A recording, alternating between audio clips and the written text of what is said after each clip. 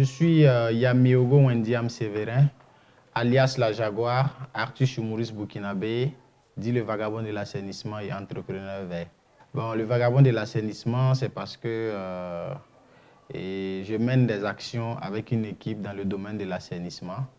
Et à un moment donné, il fallait trouver une appellation, voilà, pour pouvoir marquer en même temps l'esprit des uns et des autres. Et en ce sens, on a jugé bon d'utiliser le mot vagabond. Mais la différence entre nous et le vagabond dans le sens propre, c'est que nous sommes des vagabonds intellectuels qui assainissent. Parce qu'un vagabond, c'est quelqu'un qui n'a pas d'endroit fixe, c'est quelqu'un qui se déplace beaucoup. Donc, c'est dans cette optique-là, nous appeler les vagabonds de l'assainissement, c'est pour dire qu'on va partout pour assurer l'assainissement. Au départ, j'étais plutôt danseur, on participait aux compétitions interétablissements. Et c'est en 2015 que le virus de l'humour m'a pris. Et en plus de l'humour, Dieu a ajouté l'aspect assainissement. Parce que, comme je l'ai dit tantôt, ce n'est pas quelque chose que j'ai appris, c'est venu comme ça. Et il fallait maintenant développer la chose sur le terrain. Bon, mon enfance, je suis né en Côte d'Ivoire. Et après, je suis venu au Burkina en l'an 2000. Voilà. Et j'ai fait mon cursus scolaire à Koudougou. Voilà, j'ai fait du CE1 jusqu'au CM1, je crois. Et après Koudougou, je suis venu à Ouaga, la capitale, où j'ai eu mon CEP à l'école Zongo, Zongo B. Et après mon CEP, je suis reparti à Koudougou encore pour faire la 6e. Et juste après la 6e, l'école m'a amené à Bobo Gulasso, où j'ai fait 5 ans. Voilà, où j'ai passé mon BPC. Et malheureusement, la même année, ça n'a pas marché. Donc, je suis revenu à Koudougou pour faire le BPC dans ma ville natale. Et Dieu merci, j'ai eu le BPC. Et j'ai continué de la seconde jusqu'en terminale au lycée municipal, au lycée provincial de Koudougou. Et j'ai été élève également au collège Saint-Joseph Moukassa. Et c'est au lycée provincial que j'ai eu le bac. Et c'est après le bac maintenant que j'ai commencé à prendre les choses de manière sérieuse et de manière professionnelle en 2015. Dans la vie, ce n'est pas l'endroit où tu nais qui constitue un problème pour ton avancée ou bien ton évolution, mais ça dépend de comment tu conçois ta vision et ta manière de vivre. Tout ce que j'ai toujours voulu, ce sont des choses que j'ai écrites dans mon cahier. Parce que j'ai un cahier où tout ce que même les pays que je vais visiter et voyager, depuis longtemps, j'ai mentionné ça là-bas. Et j'essaye maintenant de m'asseoir pour me poser des questions. Si je veux être un humoriste connu au Burkina, qu'est-ce que je dois faire? D'abord, à Koudougou, il n'y a pas un lycée où je n'ai pas presté. C'est-à-dire j'ai presté presque dans tous les lycées. Et quand il y avait un événement, c'est moi je me déplaçais pour demander pour passer, pour pouvoir avoir une certaine visibilité. Et suite à ça, j'ai eu l'opportunité de participer à un festival Festurique. C'est un festival d'humour qui est organisé à Koudougou. Et à partir de là, j'ai eu ma toute première fois ma vidéo de prestation. Et c'est avec ça, il y a M. Salif Sanfo de Wistiti d'Or qui était à Koudougou pour les nuits atypiques de Koudougou. Et c'est le monsieur, je l'ai rencontré par le biais de Moussa Petit Sergent plutôt. Et on a essayé d'échanger, j'ai montré les vidéos. Et on m'a permis maintenant de participer au Wistiti d'Or à Ouagadougou. Et la même année, j'ai été la révélation. Et c'est à partir de là les choses sont parties. Voilà, parce que je suis quelqu'un, moi je n'attends pas de regarder les moyens avant de croire. Je crois à ma chose avant de penser aux moyens. Parce que pour moi, dans ma tête, c'est quoi? Si Dieu te donne une idée, c'est parce qu'il sait que tu as la capacité d'y arriver. Sinon, la même idée, il ne l'a pas partagée à d'autres personnes. Si c'est toi qui l'as choisi, dis-toi que c'est possible. Voilà pourquoi l'idée est chez toi.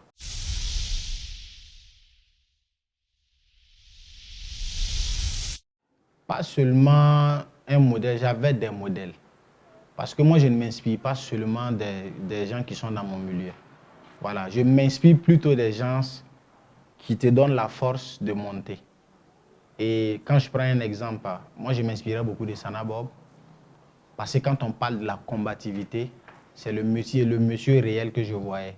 Je prends l'exemple de Aristide Bansé, un monsieur que les gens, au départ, n'aimaient pas du tout.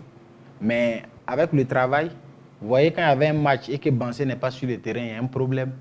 Mais quand on dit aux gens qu'il y a Bansé qui doit faire son entrée, tout le stade est en ébullition. Tu as l'impression que non, il y a un but qu'on a marqué. Pourtant, non, non. Mais c'est parce que ces derniers l'ont cru. Je prends Samuel Eto'o. Voilà un monsieur qui faisait plus de 10 kilomètres pour aller à l'entraînement. Mais aujourd'hui, il est au sommet du monde. Et je termine par Thomas Sankara, parce que je pense que c'est le père de la révolution. Celui-là même qui a démontré que quand tu crées une révolution dans ta tête, tu peux l'appliquer sur le terrain. C'est une question de volonté. Et quand je reviens maintenant dans mon domaine en tant qu'humoriste, je me suis inspiré de tous les dévanciers. Génération 2000, Gombo.com, Moussa Petit-Sergent, son excellent Gérard. C'est-à-dire, c'est avec ces derniers-là que je ne me suis pas formé dans le théâtre. Moi, je n'ai pas suivi de cours de théâtre à la base, ni de cinéma. J'ai été formé sur le tas. Donc, j'ai essayé de regarder aussi des vidéos d'artistes d'ici et d'ailleurs pour voir un peu comment je peux m'inspirer, comment je peux me comporter sur scène. Et c'est maintenant que j'ai commencé à suivre des cours pour devenir comédien.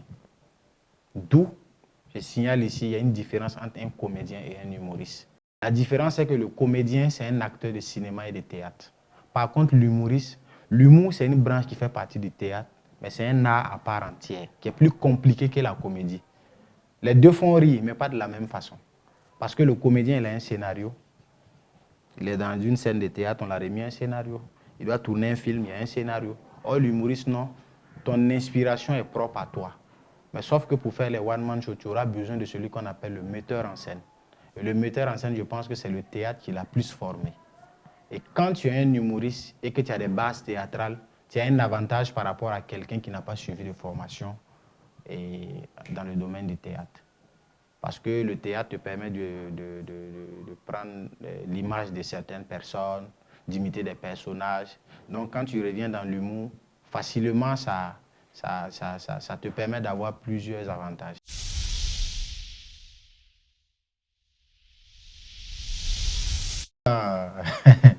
Yeah. Non, je pense que même tomber du ciel, même là, c'est pas facile. Donc, mes débuts n'ont pas été faciles. Et je pense que même jusqu'à aujourd'hui, ce n'est pas du tout facile, sauf que nous avons une certaine abnégation qui nous donne la force de toujours continuer. Voilà. Sinon, au départ, je sais que il y a plein de gens qui se moquaient de moi, que ce soit les amis, que ce soit dans ma famille, que ce soit dans mon entourage. Et personne ne croyait. Les gens disaient que bon, être un humoriste, c'est de la cacophonie, ça, c'est pas du boulot. Et certains vont te demander, tu fais quoi? Tu dis, tu es humoriste. Ah, ok. Bon, pas, tu n'as pas essayé de voir et puis chercher un autre travail encore pour ajouter. Parce que bon, ils se sont dit que c'est pour ceux-mêmes qui ont échoué dans la vie. Voilà, qui sont dans le domaine surtout de l'art. Voilà, mais avec le temps, avec le travail et avec tout ce qui se passe, ils ont commencé à comprendre qu'en réalité, et loin des pensées qu'ils avaient, il y a un travail qui est fait.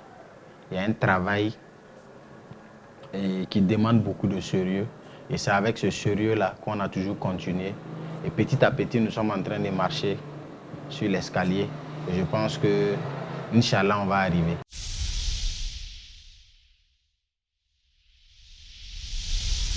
À travers ce métier, de manière inattendue, tu contribues à donner de la joie à des milliards de personnes à travers le monde. C'est-à-dire, l'humoriste, c'est comme un psychologue. Le monsieur, peut-être, il a fait la bagarre avec sa femme à la maison. Il y a l'autre, par exemple, qui a un souci de loyer. Il y a l'autre qui a un souci d'emploi. On vient se retrouver dans un spectacle. Et toi, l'humoriste, quand tu sors, tu es obligé de prendre tous les humeurs des gens, tu les mets ensemble et à travers les actions, les histoires que tu vas raconter, tu vas donner la joie de vivre à celui qui te regarde.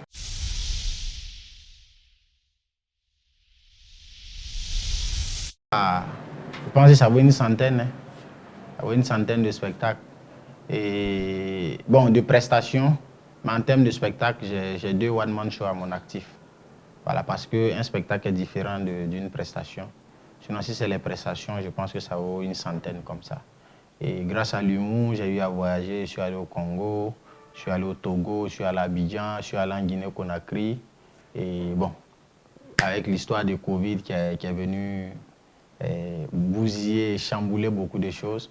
Sinon, normalement, en 2020, je devais avoir 11 sorties dans d'autres pays.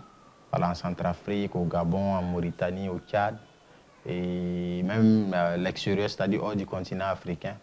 Mais bon, on dit tout ce que Dieu fait est bon. Dans tous les cas, ce n'est que partie remise. Et je pense qu'avec le temps, ça va se faire.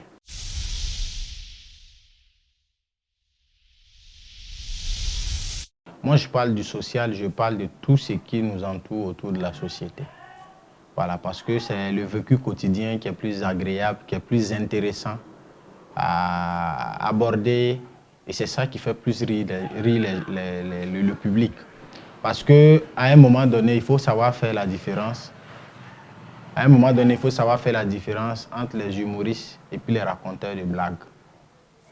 Voilà, il y a des gens, ils partent sur Facebook, ils prennent des histoires là-bas, ils viennent, ils modifient, s'ils enlèvent le toto, ils mettent Madou devant, et puis ils racontent un truc, tu te dis non. Pourtant, l'humour aujourd'hui, ça s'écrit.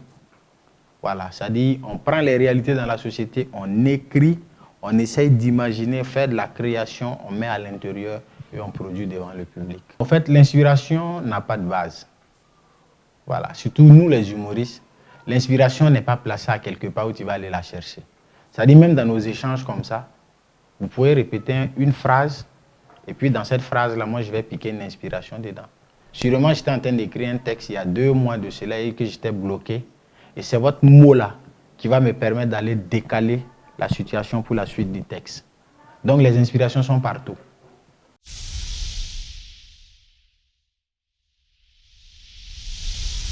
Bon, je dirais que c'est un constat qu'il y a eu à faire autour de moi. À un moment donné, je me suis dit, Assalfo de Magie System, comment il a-t-il fait qu'aujourd'hui il arrive à avoir des partenariats avec l'Union européenne, les grosses institutions, il arrive même à construire des écoles, des hôpitaux. Et après avoir fait les recherches, j'ai compris que non, le monsieur s'est intéressé un peu. Il s'est intéressé aux œuvres sociales. Donc je me suis dit, bon, étant au lycée, il a été délégué d'établissement et j'ai fait un programme d'activité. Dans le programme d'activité, il y avait le volet assainissement. Parce que j'ai remarqué qu'autour de nous, ce n'était pas du tout simple. Donc je me suis dit, le jour où je vais avoir l'opportunité de porter ma voix plus haute, je vais faire de ça mon cheval de bataille. Donc, j'ai écrit le projet en terminale qui consiste à faire des prestations à tous les niveaux de la société, à travers l'humour bien sûr, faire de la sensibilisation sur l'hygiène et l'assainissement et encourager les populations à l'esprit d'entrepreneuriat. Après avoir eu le projet dans la main, il fallait trouver les moyens maintenant pour le financer. Et qu'est-ce que j'ai fait? Je me suis rendu compte qu'étant artiste, on a ce qu'on appelle les droits d'auteur. J'ai économisé mes droits d'auteur pendant 4 ans. Et c'est sur ces mêmes droits que j'ai pris et j'ai lancé mon projet. Et c'est à partir de là que j'interpelle les uns et les autres en leur disant, quelle qu'en soit la beauté de ton projet, si tu n'investis pas 5 francs, personne ne mettra de l'argent dedans. Parce que la douleur que tu as en voulant à souffrir pour enlever ton argent donné à quelqu'un, dis-toi que le partenaire souffre de la même façon si tu n'as pas investi de l'argent dedans. Donc ça, c'est un conseil qu'on donne à tout le monde. Et deuxièmement, en plus de cette question d'assainissement, je suis quoi à la base? Je suis humoriste. Un métier qu'on ne considère pas. Et ceux qui vont commencer à me regarder vont comprendre que je suis humoriste. Mais je ne suis pas humoriste pour être humoriste, mais je suis un humoriste qui réfléchit. Je suis un artiste à part entière qui est différent des autres artistes. Nous sommes tous artistes, mais chacun a sa particularité. Pas pour dire que je suis le plus fort, mais je suis le plus intelligent. Je ne cherche même pas à l'être d'ailleurs. Le plus important pour nous, ce n'est pas d'impressionner, mais c'est d'impacter. Donc c'est à travers ces initiatives-là que je me suis dit, voici comment je peux impacter ma société. Et Dieu faisant grâce, je sais que tôt ou tard, j'aurai les partenaires qu'il faut pour construire des écoles comme notre confrère Assalfo de Magie System le fait. Voilà, financer des centres de formation. L'objectif, c'est avec ce projet-là. Parce que, en plus de la sensibilisation sur l'assainissement, en plus de l'humour, j'interpelle les jeunes à l'esprit d'entrepreneuriat. Parce que ma manière de faire, c'est de l'entrepreneuriat si les gens ne le savent pas. Parce qu'aujourd'hui, j'ai une équipe de 617 personnes, en moins d'une année. Puis on a lancé le projet le 14 décembre 2019. Et la dernière action, c'était le 27 novembre 2020. Maintenant, le plan d'action 2021, on va la commencer bientôt. Mais en attendant, tous ces étudiants que je cite là, la majorité, ils ont la licence. Il y a 1 à 2 ans, ils ont fini, il n'y a pas de boulot. Même moi-même, j'ai la licence aussi. Mais est-ce qu'on travaille? Non. Est-ce que si on va s'asseoir pour dire non, que l'État ne fait pas ci ou ça? à un moment donné, je pense que le fait même d'avoir les diplômes, on risque encore de constituer un problème pour l'État. Et même si l'État n'a pas encore pris conscience, c'est en train de venir. Donc, au sein de l'équipe, on a essayé de se créer de l'emploi parce qu'il y a des services qu'on a au-delà de cet aspect de sensibilisation. Parce qu'on fait le nettoyage opérationnel, c'est encore nous qui faisons ce travail. Nous commercialisons tout matériel qui est dans le cadre de l'assainissement. Et ça nous permet aussi de continuer à faire les dons, voilà, de pouvoir tenir face à nos charges. Et au sein du groupe, la plupart des étudiants qui sont dedans ne sont pas issus de la même formation. Il y a ceux qui ont fait marketing, communication, informatique. Quand il y a un marché dans un domaine précis, je réunis ceux dont les compétences sont demandées de faire le travail et chacun gagne ce qu'il a à gagner. C'est-à-dire c'est cette manière de voir la vie, c'est cette manière d'évoluer que nous sommes en train de faire.